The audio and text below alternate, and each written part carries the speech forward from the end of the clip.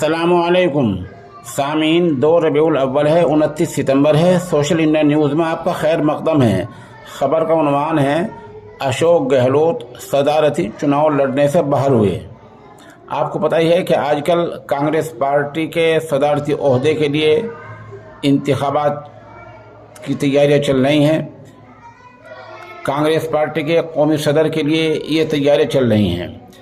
Sir फहरिस्त राजस्थान के वज़ीर आला अशोक गहलोत का नाम बार बार आ रहा था, लेकिन आज अशोक गहलोत ने लगभग 1 बजे कांग्रेस पार्टी की मौजूदा सदर मोहतरमा सोनिया गांधी से मुलाकात की।